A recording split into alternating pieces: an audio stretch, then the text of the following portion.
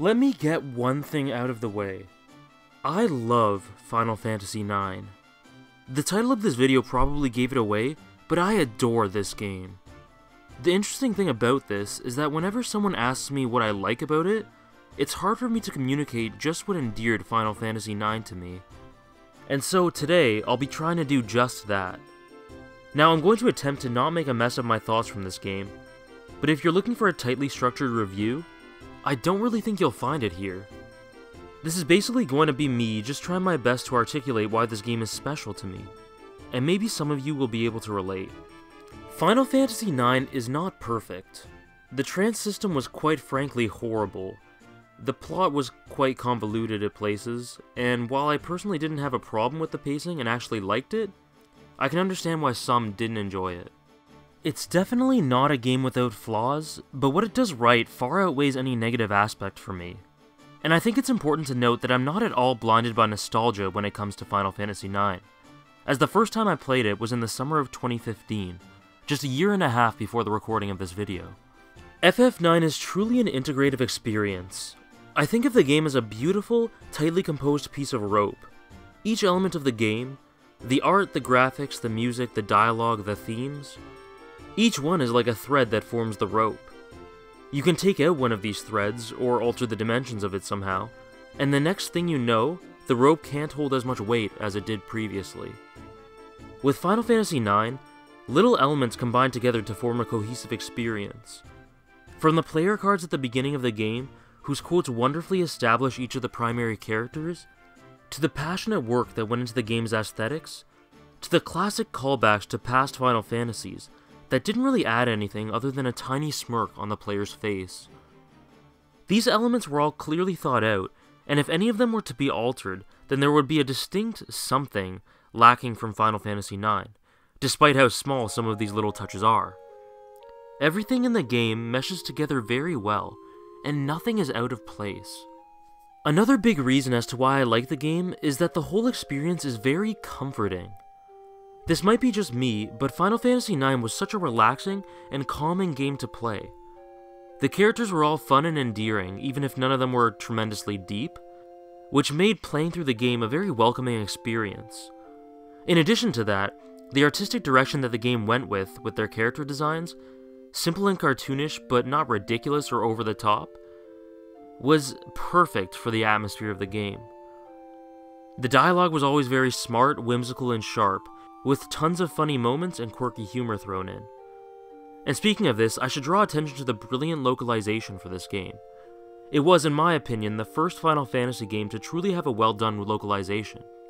For example, I love Final Fantasy VII, but you simply can't compare the quality of dialogue between 7 and 9. Now all of these elements combine to make the game so warm and therapeutic, like a mental vacation.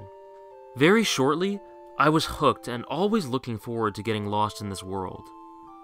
And speaking of the world, by God did they make this a living and breathing world. It's so obvious to me that so much passion went into this project. The development team wanted one last big hurrah to the way the series used to be before moving on to a new style of game in Final Fantasy X. And so much of their passion and effort to the cause is evident in the game's world, both aesthetically and functionally. I'm going to flash up some of the background art for the locations in Final Fantasy IX here, and try to imagine just how much work went into these pieces of art that most gamers just dismissed as they traveled from location to location. Final Fantasy IX has by far the most expansive, unique, and interesting locations in the series, and I think it has by far the best environments of the first 9 games. From the playful darkness of Trino, to the fantastical wonder of Clara, to the foreboding melancholy of Burmecia, and finally the sprawling metropolis of Lindblum, these locations were amazing. Along with this was the most immersive setting in a Final Fantasy game in terms of world building. Through little environmental and dialogue cues throughout, you can piece together the schedules of this game's inhabitants, the customs, the cultures, the economics, and more. And none of this is outright explained, but rather subtly woven into the dynamics of the world, as I said. The world of Final Fantasy IX was rich, immersive, and masterfully done.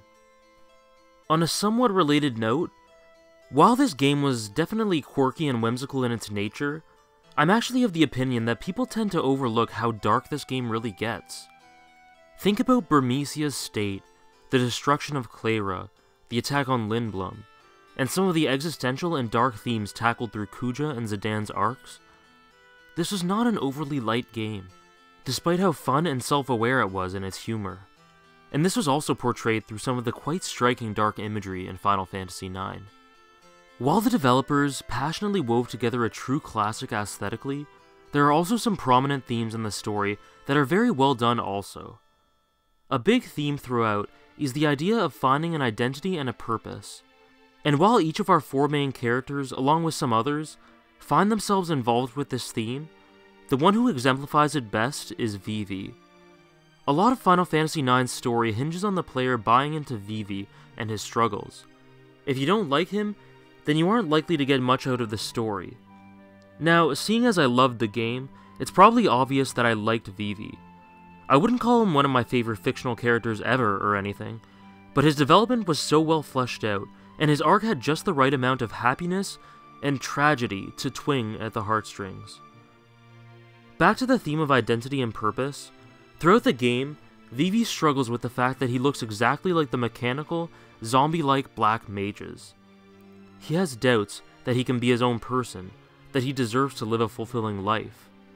He also fears that one day he will just stop working like so many of his brethren. And all the way through this, he has the safety net and support of his friends. Our party, though notably Zidane, shower Vivi with constant praise and emotional support. It was really quite endearing to see. Whenever Vivi stumbled, someone was there to help him, and it is really gratifying to see the change in him by the final acts of the story. Another huge theme in this game that's explored through the characters is the theme of learning to live with your own mortality. Death is inevitable, and that can be a pretty depressing thing to think about, which Vivi struggles with in this arc. But this game looks at it from another perspective. The perspective that states that we should all just accept it, ignore it, and live for the here and now, supported by the people that you care about. I think that this constant camaraderie and support between Vivi and the others, along with the visuals, music, and uplifting themes, added to the warm feeling I got from the game. I love nearly everything about Final Fantasy IX. Everything about its presentation, visuals, music, themes, and little touches in the game just made me adore it. It's one of the only pieces of work that I freely admit that I'm biased towards. I know that the game has flaws, but I really just don't care about them. Sure, the pacing is uneven, the plot can seem unnecessarily complicated, and the trance system sucks. For some, these problems would really negatively affect their enjoyment of the game. But for me, everything integrated so well together that I just overlooked everything that wasn't good. And that's why I can't accurately review or analyze Final Fantasy IX. There was a quote from Vivi right at the end of the game that pulled the presentation of everything that the player has experienced together perfectly. Why I was born, how I wanted to live. Thanks for giving me time to think. To keep doing what you set your heart on, it's a very hard thing to do. We were all so courageous. What to do when I felt lonely. That was the only thing you couldn't teach me. But we need to figure out the answer for ourselves. I'm so happy that I met everyone. I wish we could have gone on more adventures. But I guess that we all have to say goodbye someday. I can't properly articulate why, but this is where the game became one of my favorites. I guess this just hammered home the fact that this was a tale about doing what you believe is right, and not what you're told to do. About carving out a happy place in the world for yourself, about learning, about loving, about simply being thankful for individuals that you can call friends. And it was presented in a way that lets you immerse yourself in a rich, dense, and fantastic setting. I guess that's why I love Final Fantasy IX. Please let me know about your thoughts on Final Fantasy IX, as I love discussing this game. Where does it rank in the series for you? Why'd you like it? Why didn't you like it? Thanks so much for the support as always, and I'll see you in the next one. and I wish everyone a happy and healthy Christmas.